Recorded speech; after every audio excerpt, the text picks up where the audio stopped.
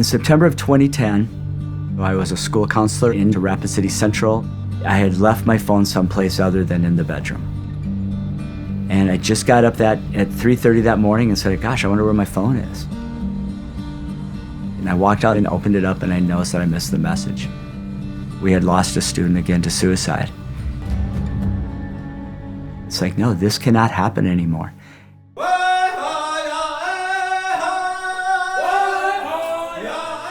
We started a whole new approach. Every student was going to be immersed into an experiential learning activity around prevention.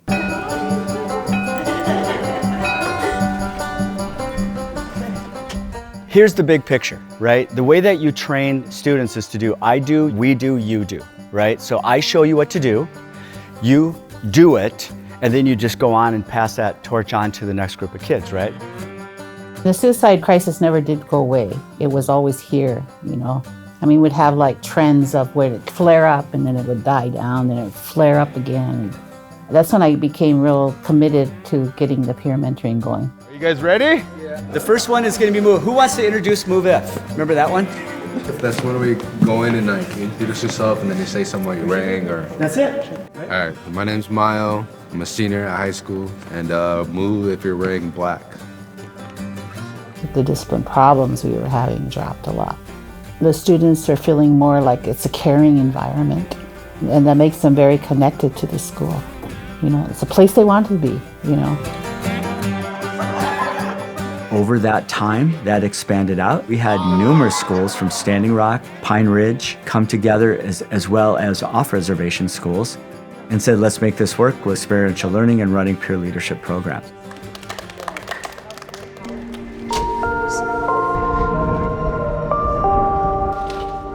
We traveled and we visited other schools where peer-to-peer had been in place. Tori, Amaya. Just were really impressed by what was happening at those schools, saw something that we wanted to replicate here at Standing Rock. And the first one to get to the end. And what we discovered is that what peer-to-peer accomplished, it gave a voice to some students who hadn't had a voice before.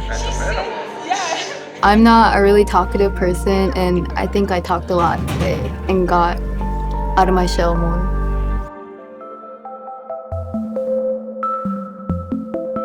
Some of the work that we've done going back now over a decade has shown that youth that are more connected to adults at school are less likely to have suicidal behavior. High five.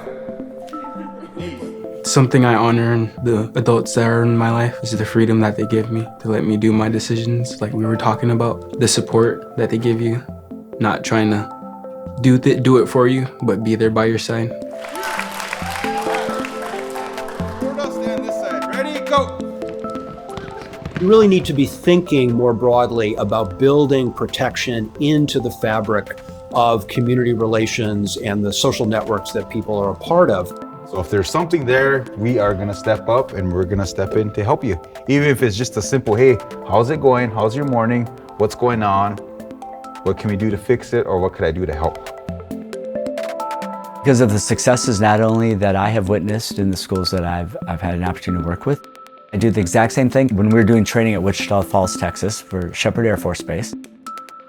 Women Connect is a preventive intervention that our team developed collaboratively with the United States Air Force that builds cohesive, natural organizational units around healthy coping practices that reduces vulnerability to depression, suicidal behavior, and work-related problems.